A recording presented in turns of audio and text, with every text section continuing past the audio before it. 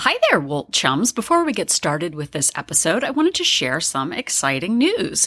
Earlier this year, I partnered with the team at Lose It to write a course called Change Your Thinking, Change Your Weight, a mindset-first approach to lasting weight loss. This is a premium course for Lose It, but now through the end of October, our friends at Lose It are offering this as a complimentary gift for our friends at Wolt Place. So if you were thinking about joining Wolt Place, We Only Look Thin Place, our Facebook-based accountability group for women, this is the perfect time to do so. Again, now through the end of October, new and existing members of Wolt Place will be receiving this as a complimentary gift. So head over to weonlylookthin.com, click on that link for join our support group, sign up, and you will qualify for this amazing offer. I'm so proud of the work I did on this. I want to thank the team at Lose It, Sarah and Hannah, for including me in this project. And now we will get on with the show. Thanks for listening.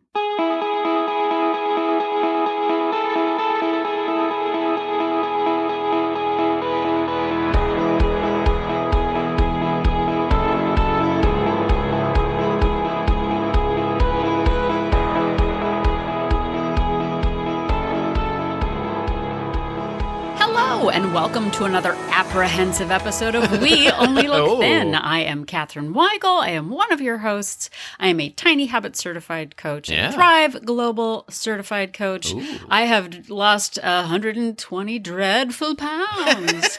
And with me today is the dreadful Donald Weigel. Dreadful Donald. And I am also a host of this show. I have lost about 100 pounds. I've kept it off for about 6 years, and I am here to talk about it. We are, and this is a very spooky season, everybody. Yeah. Very much spook, but this week, it's strange because it's the spookiest and then the least spookiest week of the year. Right. If you're listening to this when it's happening right now. Yeah. If like when we publish this podcast, it will be essentially the day before Halloween. Which Hallows Eve? What? Yeah. What is spookier than that? And then Halloween, that is super, super spooky. But then what comes after that? It's November 1st, the least spooky day of the year. Yeah, and suddenly you're the freak if you're dressed up like a ghoul. And like October 31st wearing like a skeleton's outfit, like you're totally like in November 1st, you're still wearing one. Yeah, probably not. No, but not acceptable to go to the grocery store. No, overnight suddenly you're the weirdo knocking on doors asking for candy. Right, suddenly, give me candy on November 2nd. I want candy at your house. Yeah. How very much dare you? And that actually, you bring up great points about knocking on strangers' doors. You know, I think you'll find that I oftentimes bring up great points. You do. Yeah, if you really pay attention. Yeah. So this is like our first tip. We're doing a tip of the week. Tao, everybody. Tip of the year to you or something. Tip of the year and the week to you. And we have said this before. Broken records. Records are what used to be the cloud where you hear music. Because before that, it was like a CD and then a record and then a tape or somewhere in there and then a... Welcome to the history of the evolution of recorded sound. But think about it. Like, do kids today actually know if you say you sound like a broken record? To be like, what even is that? I know. It's a good point. Ya. Like I saw an interview. It's been a few years ago now, but somebody was interviewing like teenagers about. They would play them the record scratch sound and asking them what it was, and they knew that it meant something had been interrupted, but they didn't know that it was a record being scratched. You know, like they got the gist of it, but not what the specific sound was. And this was probably at least 5 years ago. I saw this thing. I can feel myself aging into the Crypt Keeper right now saying this. I know we've said this before too, but our daughter keeps saying that like we were born in the 1900s. I know. She actually, terrible. I asked her what it was 100 years ago. This is out of context a little bit. And she goes, was it disco? And like had to sit down, and she got me those the smelling salts. Smelling salts. Yeah, and I had speaking of to things sit from down. 100 years ago. Oh my gosh, yeah, but here's the tip of the. We were going to give these nice people. If we had smelling salts around, maybe we are that old. I know. I've never actually smelled smelling salts. Smelling salt. I thought it was like Himalayan salt or some sort of salt. I don't know, salt. Yeah, I don't know. It supposedly smells terrible and wakes you right up. Yeah.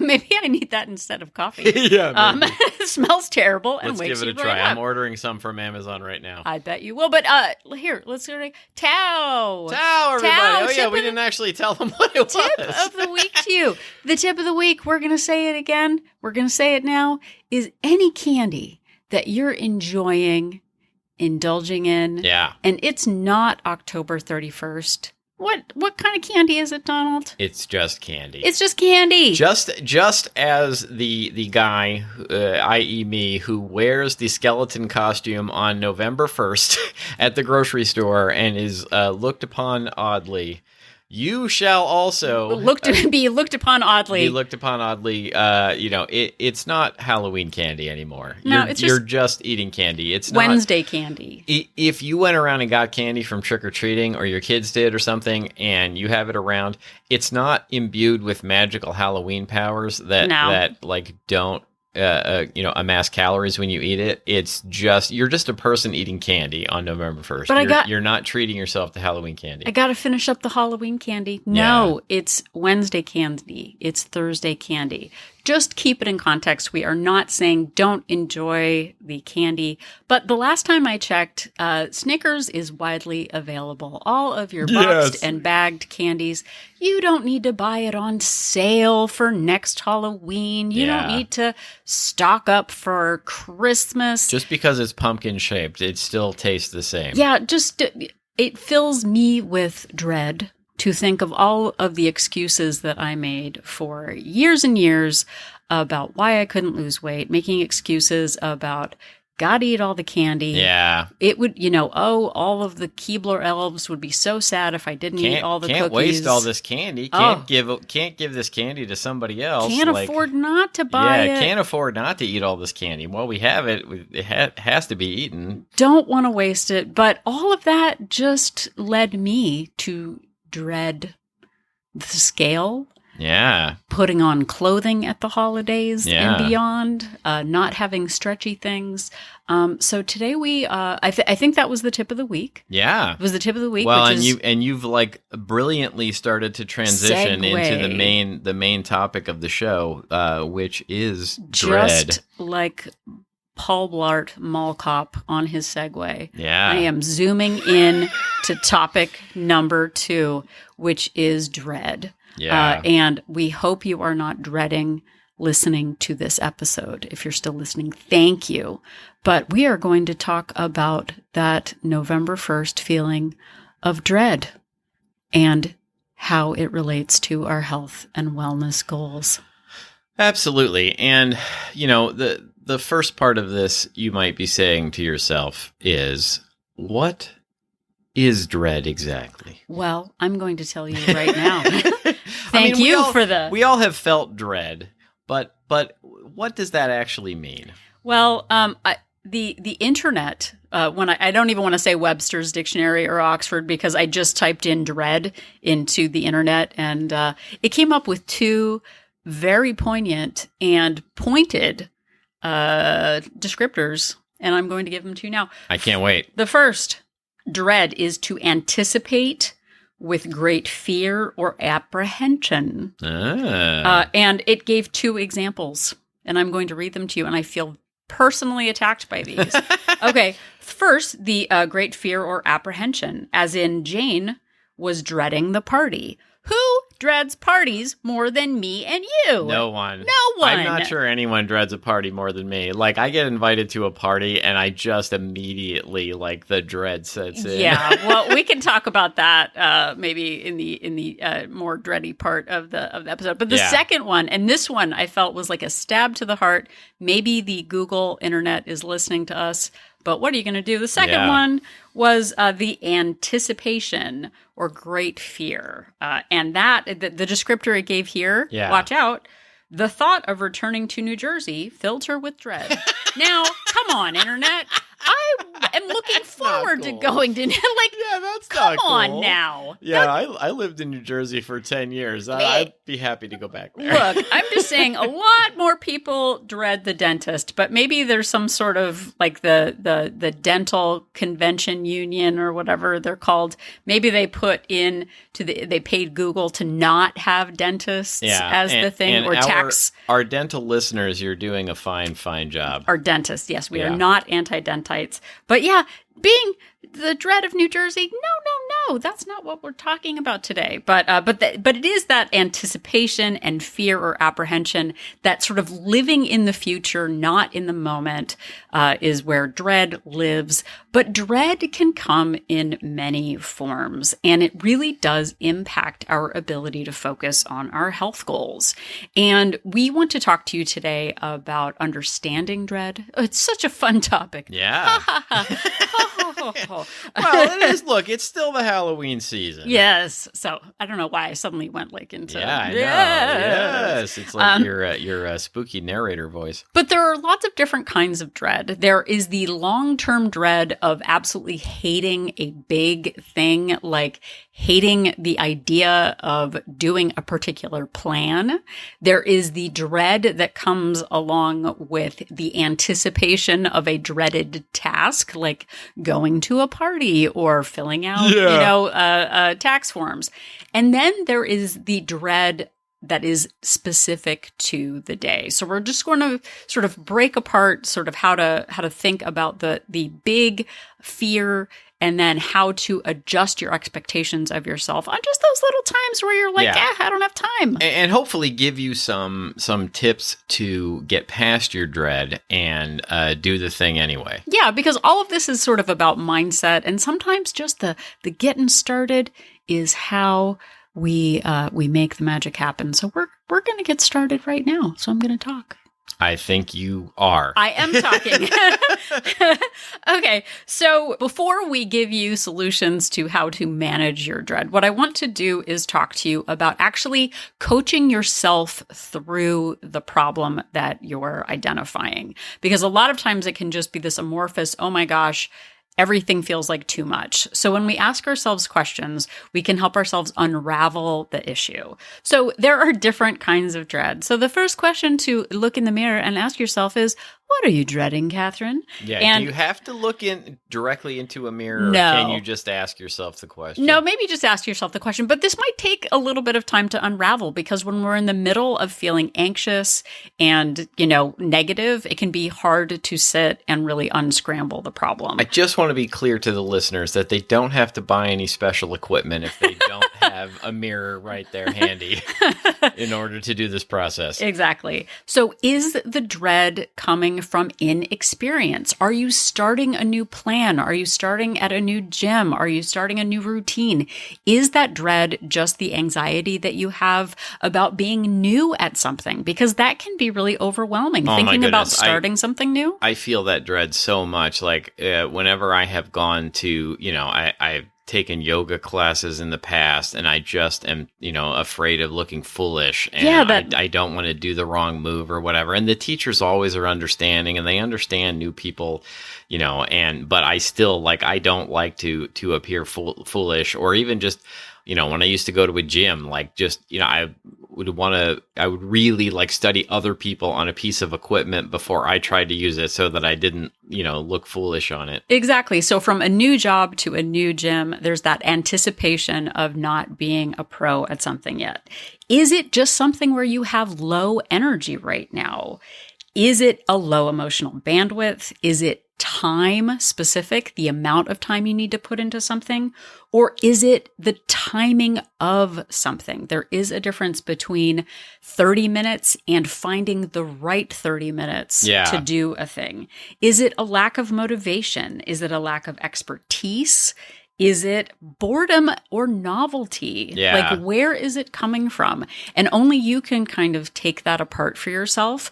But there is, there's a difference between being a novice at something and having done something so frequently that all the joy is kicked out of it. So where on that spectrum do you fall? Because for us, really analyzing what a particular problem is gives us the opportunity to see it as feedback. We did episodes about failure being feedback, and also these feelings that we have about dreading something or being bored about something can inform how we move forward. And sometimes, like, I feel a lot of dread because it's something that I know I should do. Yeah.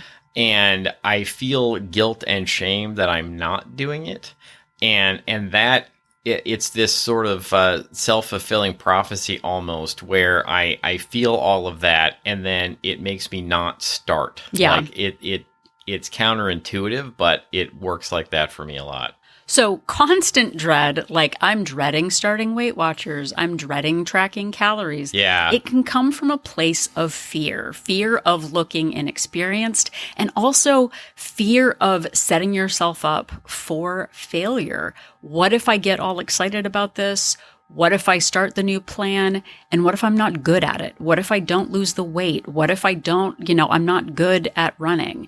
That fear keeps us from even trying in the first place, and then sets us in this and I would do it like 6 months at a time. Yeah. Of like, maybe I should run. Maybe I shouldn't run. Maybe I should read a book. Maybe I shouldn't. Maybe I should join a gym. I don't know. What if I look dumb? And then suddenly 6 months have gone by and I haven't done anything. So it can lead to analysis paralysis if we're just dreading the thing that hasn't actually happened yet. And I think that there is oftentimes a fear, and I am speaking for myself for sure, that I will do something and it will be really hard. Yeah. And then I will be the person who is committed to doing this really hard thing that I don't like. And I feel like, well, then what do I do? Well, do I quit doing it?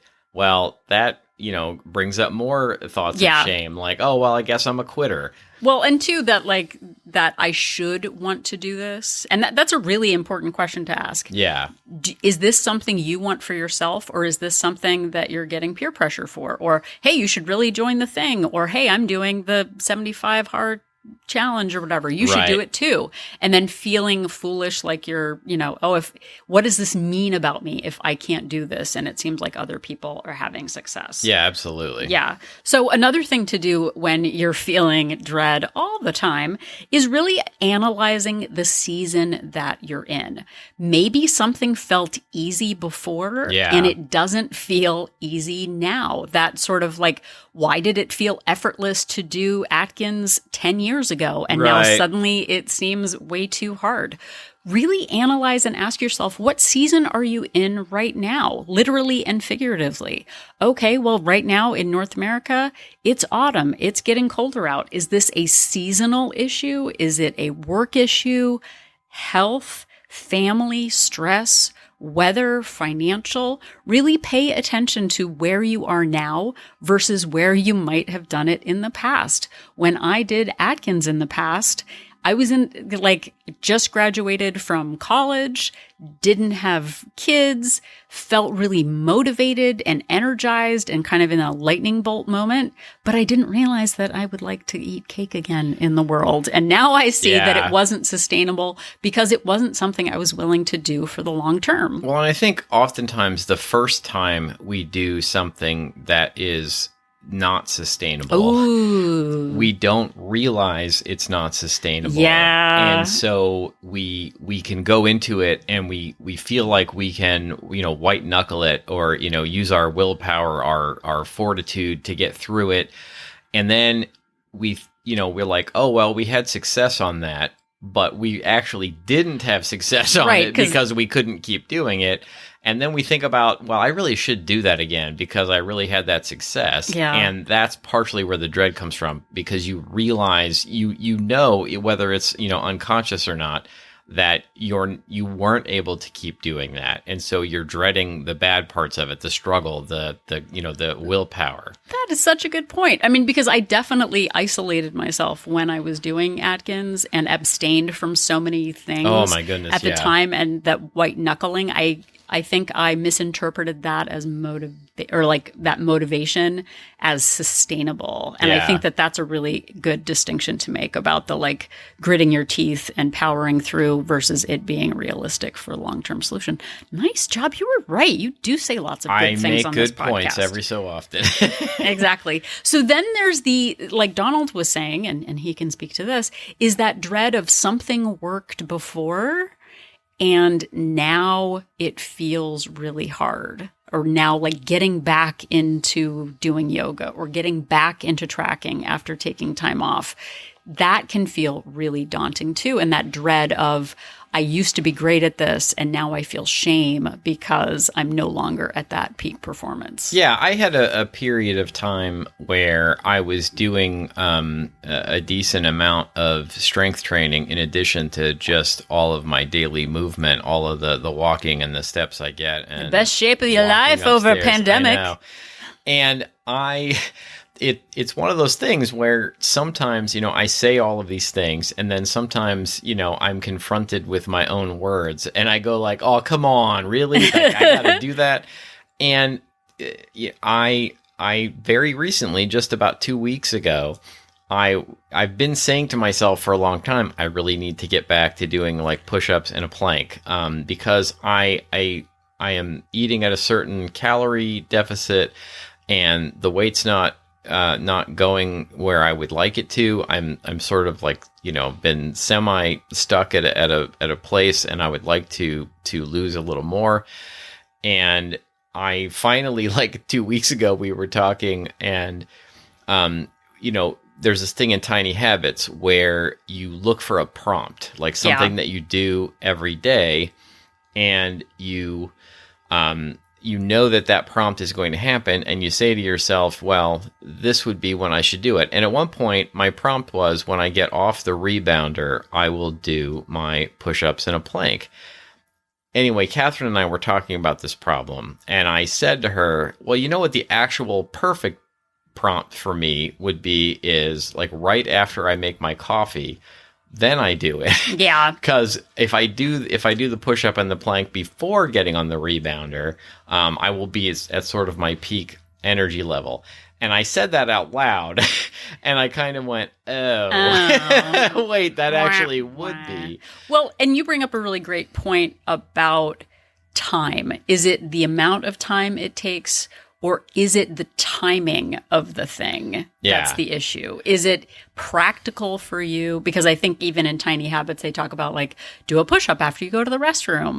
And that never resonated with me because I don't want to do a push-up after I am in the bathroom. Right, right. That's not really a super duper place. So for Donald to talk himself through the correct prompt to get something he wanted done was very important. Yeah, and also, like, I was really dreading going back to having to spend that time every day, and I really had to talk myself into, like, you know what, just do one push-up and just do a 10-second plank. Like, just do that.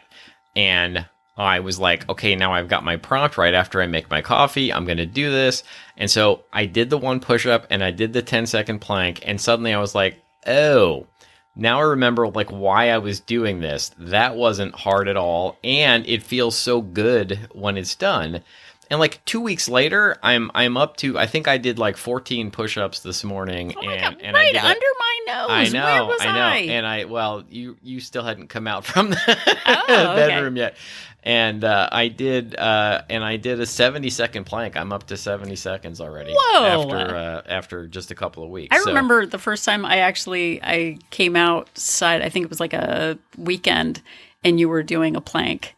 I was like, what is all this right in front, in my very house? I know. You are doing this without announcing to me that you are doing a habit. And I felt a little attacked, but also proud of you for getting it done. Thank you. It's finally nice for you to be proud of me. And I think I'm sorry to cut you off. I think that for me, in the end, I think the lesson here when we're talking about dread is I had all of this dread about doing it. And if I had just stopped dreading it and just done one and done a 10-second plank and started, the dread kind of goes away. And I'm like, oh, I don't know what all the dread was about. I just needed to get myself to start. And then I feel like now I've got momentum building. Well, and this brings up two fantastic points. The first is dread often comes from a place of shame because perhaps we're not in the same physical condition we were when we were at our peak. Yeah. So, for example, I used to do 30 minutes of yoga. I used to do half-hour Blogilates. I used to get in 20,000 steps. All of these different things. And then when I think about starting over, I go, oh my gosh, look at the condition I'm in now. My arms aren't as strong. Yeah, this is 100% I don't have the whatever. Right. Yeah. And the shame that comes from, or all the time wasted marinating on, I never should have stopped. I should have just kept going. What excuses did I make? Why won't I ever learn? I guess I'm never going to be the kind of person who makes it a priority. That was over. All of that negative self-talk is a waste of time because circumstances change. There are times when we can be super focused on something, and then other times where dialing back and setting some low standards of putting like that, that small daily investment in really does matter. But the reason we don't start, I'm just going to tell you like it is. Yeah. The reason we don't start over is because we feel shame that one isn't enough. Yeah, and like I went through all of that. I used to be able to do 3-minute plank and I would do 30 push-ups and I would do that every morning. And part of my dread of doing this again was really like feeling the physical evidence that I was no longer in that kind of a shape. And so, but I'm working my way back there, and that feels great. Yeah. And so getting over that, like that starter step of just getting going has been huge in really sort of eliminating the dread in this particular case. Right. So when Donald and I turn to the experts, I imagine us like on a stage, sort of like a Merv Griffin program, like turning in our swivel chairs toward... Speaking of things that were from 100 years ago, you bring up the Merv Griffin program. Come on. What? I miss those, like, hey, bring it, like a curtain opens and then... I just think you can't claim to our daughter that we're not that old and then also simultaneously reference the Merv Griffin program. Bruh, I don't care. I don't care what I am actually at the age where I'm just like I don't care what kids think. I'll talk about Merv as much as I would like. Your buddy Merv. My buddy Merv. But actually, first we're gonna bring on down Tiny Habits. I'm bringing BJ Fogg on stage in my mind right now, where he actually talks about breaking down habits, and James Clear talks about James Clear suddenly also in the audience. Brought him on down, talking about small habits making a big difference. And one thing that we can sort of all, I think, agree on is starting from a place of small habits, tiny habits, atomic habits, whatever you call them, being great first steps, not only on day one, but also on day 100. Yeah. We can always return to that smallest increment as sort of the base coat of getting ourselves going. And a lot of times we see, and I think that this is actually something that Atomic Habits fails on, is like getting 1% better every single day. And then suddenly we're 40 billion percent better. And, we're superhuman. What I love about Tiny Habits is that we always have the ability to return to that base tiny habit and see it as success. Because when we do the push-up and we do one and we say, oh my gosh, I'm so out of shape, this is terrible. Yeah. That negative self-talk reinforces that we're not good enough. But with Tiny Habits, what we say is, amazing, you did one, fantastic. We learn and we grow from celebrating ourselves, not talking ourselves down and saying, oh my gosh, I never should have, stopped. I'm a terrible person. Why did I do this? Celebrating every small step in the right direction reinforces the positive behavior instead of knocking it down. So for Donald to get in there and do the 10-second plank, that's where I started. Yes. I am celebrating you now. At the time, I was like, oh, must be nice. Look at him having a habit. I think you were actually still getting ready to come out in the living room. Actually. Well, the first time I saw it with my own eyes. Yeah. But like really celebrating that small step matters in establishing it long term. So I think we're going to sort of switch gears and get into some practical ideas for you in managing your own expectations for those adjustments of your habits to be able to dial them back, to scale them back in ways that feel right for you. So going back a step, if you find yourself completely dreading something, whether it's doing Weight Watchers or going to the gym, and it is a big dread with a capital D that you're just like, this is unsustainable, this is too hard, this is too much, that means that plan might not be right for you. But what we're going to focus on today is the doable, like this is my lifestyle. I am a person who focuses on health and goals and fitness. And what if we have those small lowercase, are there lower cases anymore? Yeah. Lowercase dread of the day. It's a bad day. It's a bad week. There's, someone's painting the house right now and my schedule is off and it's raining today. Those small bits of daily dread are adaptable and pivotable. Is that a word? I'm going to say that too. Sure. We can adjust and adapt our days to accommodate low energy, a bad night's sleep, something like that.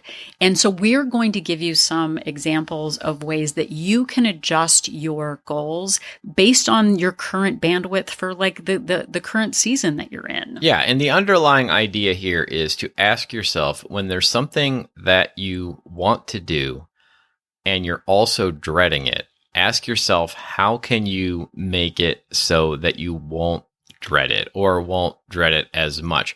And it really, I don't want to steal anything Catherine's about to say, but the bottom line is if you can't make it to a point where you don't dread it at all, then maybe you turn it into something else entirely. Like, yeah. You can't figure out any way to stop dreading going to the gym. Like there's nothing about it that's going to make you, not dread it. Then maybe get your exercise somewhere else. Like figure out another way to make it happen. Well, and two, I mean, and that ties into the like, well, I can't do that and I can't do that and I can't do that and I can't do that. What can you do? What daily investment doesn't feel terrible to make? So we're going to break down a number of different categories into how to adapt and scale back on those days where things just feel like too much, or those short seasons where things feel like too much. So the first one is, how can you make your goal smaller? How can you set lower standards for yourself? And that just means for this season or for this day. So today, for example, if you had a really big like Halloween blowout fun time weekend and you overate a lot, maybe today isn't the day for a super low deficit day. Maybe this is the kind of day that would be great for a maintenance day. So instead of a 1,400 calorie day today, maybe today is a 1,900 calorie day. It doesn't mean that's it. I'm broken. I can't ever do this. I feel shame. It's just adapting to the day. Yeah. Or maybe if you just can't get started because the idea of going to 1,400 or 1,500 calories in a day is just too hard. Like figure out where you are and drop down some from there. Just start by making, maybe you're eating 3,000 calories a day. So maybe you drop down to 2,500 or even 2,800 just to start, just to get yourself going and get yourself into it. Exactly. We were talking a lot about that on the last episode. Instead of the ideal 10,000 steps today, maybe make it 4,000 steps. Instead of looking at, oh my gosh, I've got 50 pounds to lose, this is super daunting, dial it back.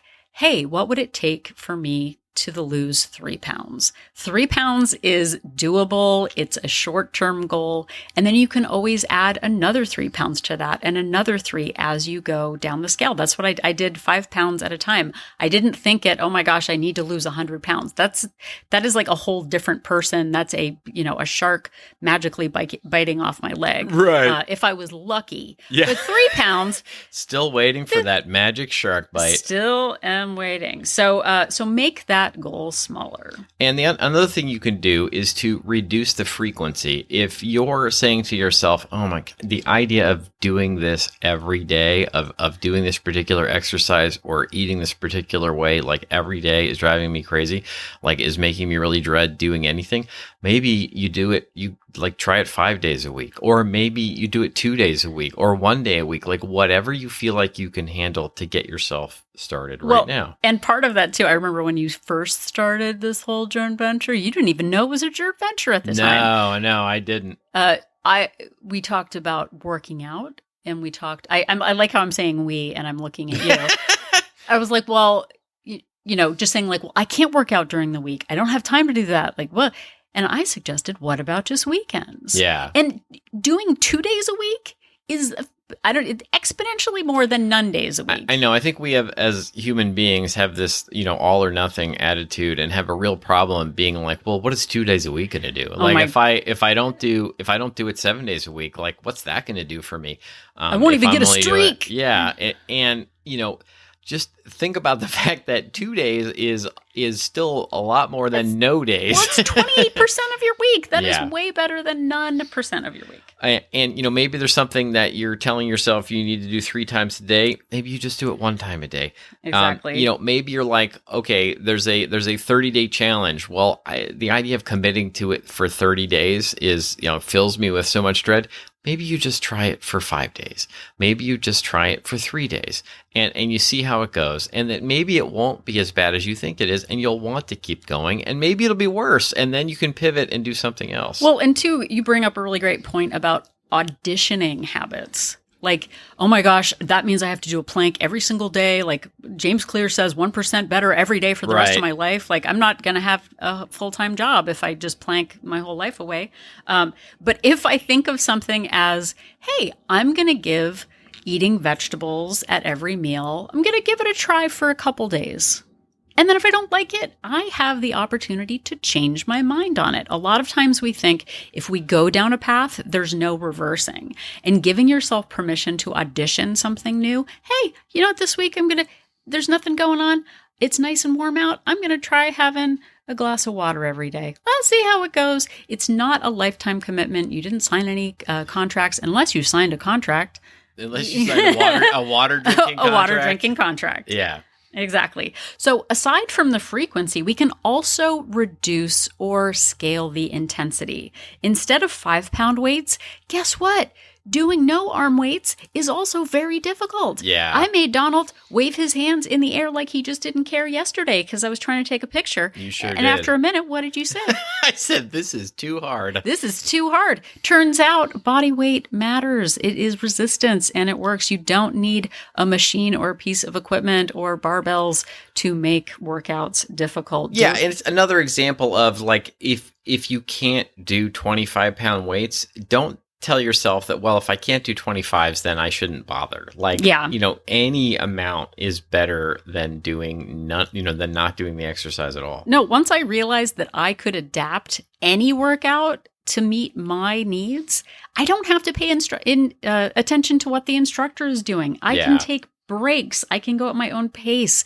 I can adapt. I can do things on my knees. I can skip jumping jacks because this is about investing in myself, not doing something prescriptive that doesn't feel right to me.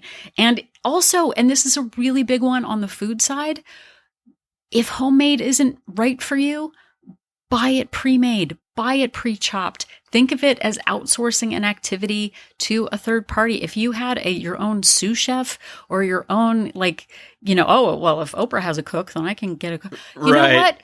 Stofers is my Mr. Stofers and Mrs. Jimmy Dean. I don't know how many times I said to myself, I could do this if I just had a personal chef to make all my meals for me. And that's what a grocery store hot bar is. Someone else made it for me. I've made it easier. And that, like, really thinking about everything as adaptable to your actual bandwidth, your time frame, all of that, letting go of all of those prescriptive bests, like ideal visions, really has helped us continue with habits long beyond like just a quick 30-day hardcore fix. And another thing you can do, speaking of 30-day hardcore fixes, is reduce the amount of time. Like if you think you need to do something for 30 minutes in order to get the full workout, but the idea of 30, just fills you with dread, how about just do it for 5 minutes? Yeah. And maybe you'll discover that, well, okay, the idea of doing it for 5 doesn't fill me with dread. And maybe you're doing it for 5 and you decide, oh, you know what, this is pretty good. I can go for 10 or I can go for 20. Maybe you end up doing the whole 30 minutes anyway, but just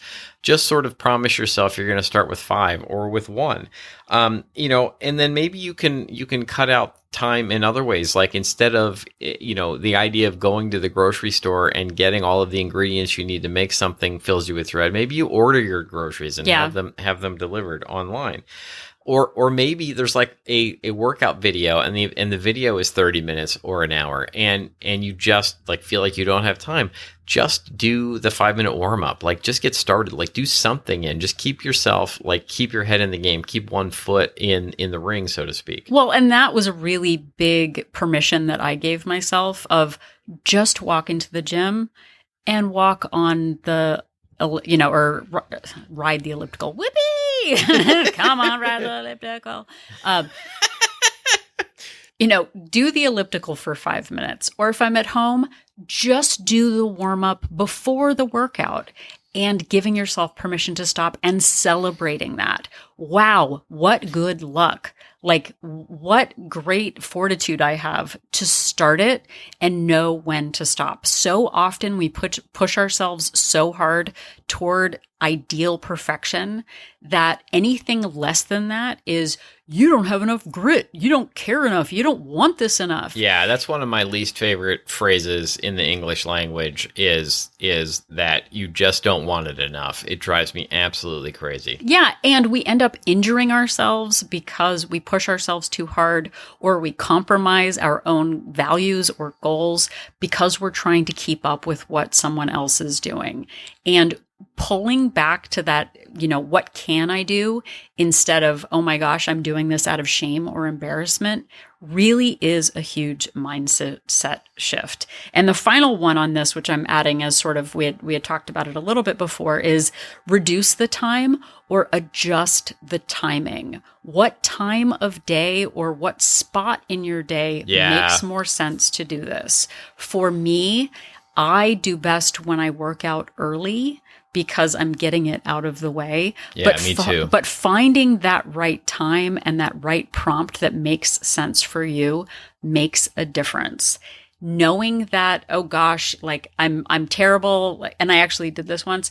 Like, I do better if I go on a walk or a run in the morning. I tried running in the afternoon after lunch, and I felt like I was going to barf the whole time. Yeah. And if I had started trying to run after lunch somebody else runs after lunch, they eat and they do a great job at building up their carbo loads. For me, it just felt terrible. And that was a sign like, oh, this isn't the right time of day to do that. Again, and that can be anything. That can be working out. That can be food prep. Like if people say, well, spend all your day Sunday food prepping, and that doesn't work for you. Oh, but on Tuesday mornings, we actually have a late start for school, extra hour in the morning. Hey, maybe prepping Tuesday mornings before school would be a great thing, or going grocery shopping. Like, it's the timing. It's not actually the amount of time. So figure out what works for you. Yeah, that's a great point from you. Thanks. I appreciate it. And finally, if you're listening to this going, but what about me, Catherine?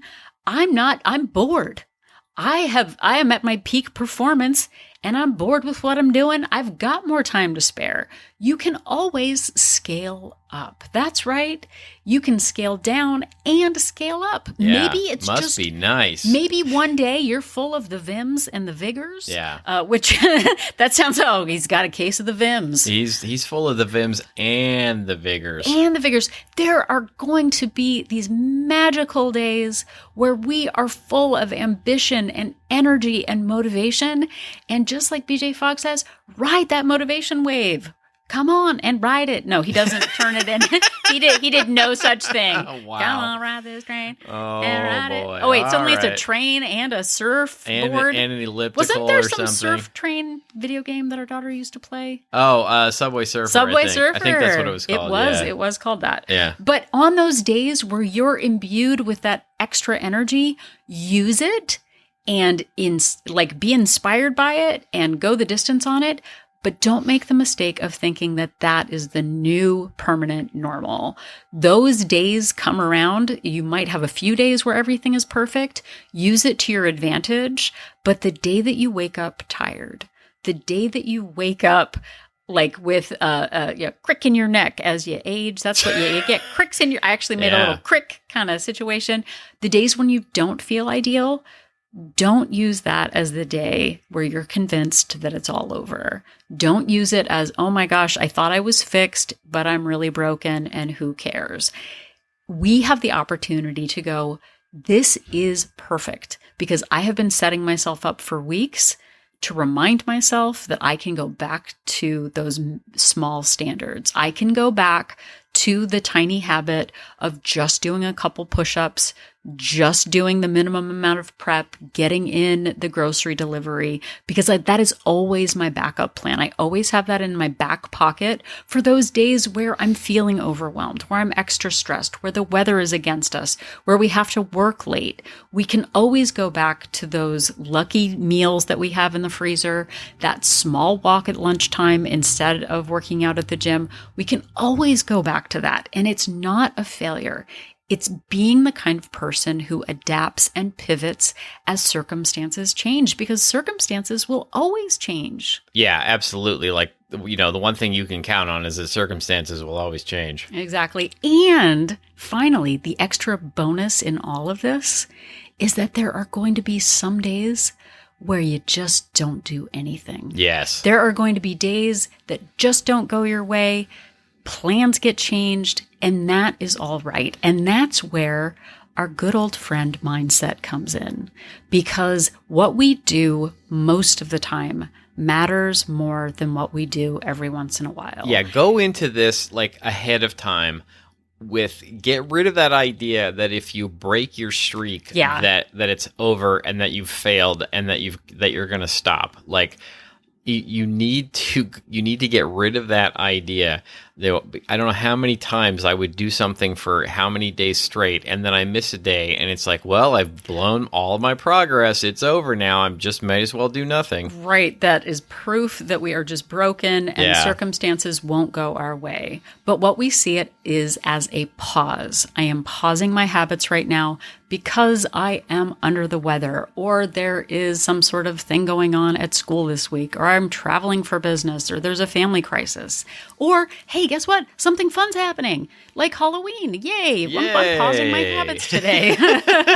So we have the opportunity to use our lovely mindsets to really think of ourselves as active people who are making active investments in our health day by day. Not every day is going to look the same.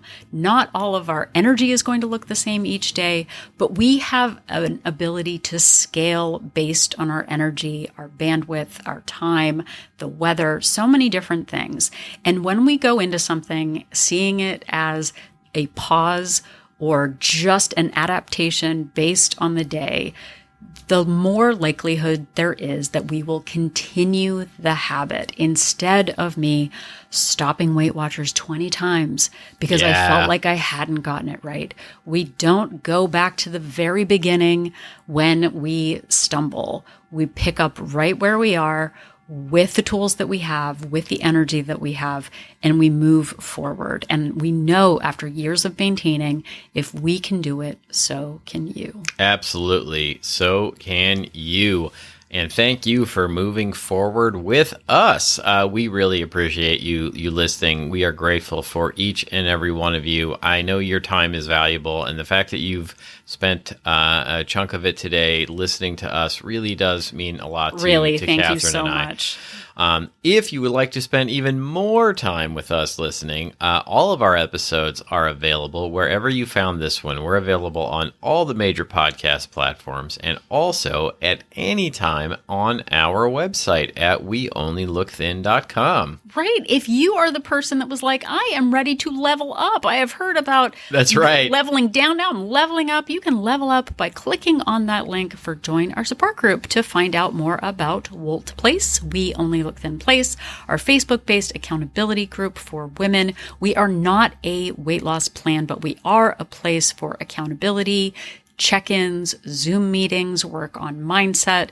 We have just amazing members of the group at all stages of their weight loss and maintenance goals. We are there to support one another. We have 2 subscription options, a monthly option with a 3-day complimentary trial and a 3-month subscription with a 7-day complimentary trial to see if Wolt Place is right for you. And we're just rounding up our special from Lose It. If you were thinking about joining Wolt Place, this is the time to do it. Through the end of October, we're almost there. Our friends at Lose It are offering my course that I helped co-write about mindset and weight loss. This premium course is being offered at no additional cost to Wolt members. So just get in right under the deadline. Join our support group and get that extra premium course from Lose It at no additional charge. Yeah, and just to clarify, the deadline is the end of October, so Halloween. So if you're listening to this the day it came out, or even on Halloween, you still have time to join. If you sign up now, you get that course as part of your membership. Do it. Come on right now. And you can also interact with us in other ways. You can find us on social media, on Facebook and Instagram at We Only Look Thin, or you can send us an email. We would like to hear from you. We enjoy getting episode suggestions. We like questions from you. We'll do our best to answer your questions, and also we've turned a lot of emails from listeners into episodes of this show. So reach out and do that, or just say hello. Tell us how great we are. We enjoy that kind of thing as well. Yeah. It's, I don't know if I actually said the email address is weonlylookthin@gmail.com. Yep. And if you have a couple of extra minutes and can head over to Apple Podcasts, please do leave us a rating and a review. Not only does it let us know that what we are doing is still making a difference in your lives all of these years later. Yeah. Over 300 episodes of enjoyment, 302 total, but at least 301 that were good. Please leave us. Come on, you got to have a bad one in there somewhere. I'm just being honest. I don't want to know which was the bad one. No, me either. But please leave us a rating and a review. It helps others find weight loss podcasts like ours, especially ours, when they're looking for funny, inspiring podcasts like ours. So rate, review, both, either. That would be super. I love the idea that like 301 of the episodes are good. I honestly don't want that feedback. Me either. But speaking of feedback, if you could tell somebody about our show, we would really be grateful. Word of mouth really helps the show grow. If you're face to face with somebody and it comes up, or if you're on a Zoom or a phone call, or you're talking to somebody, or WhatsApp, or a WhatsApp, or if you're in an online group, and you give us a shout out, a Discord server, a Facebook group, a Reddit, a subreddit group, and it would be appropriate to give us a shout out. It really does help the show grow, and we are grateful for that sort of thing, because when people hear directly from somebody who gives a testimonial, it means a lot, and it really does help give people that little nudge to check us out. It sure does. So if you're not sure if you're dreading the party more or the idea of returning to New Jersey, just remember that Donald and I are... Or the party in New Jersey. Oh, no. We are an inspiration. I love the Garden State.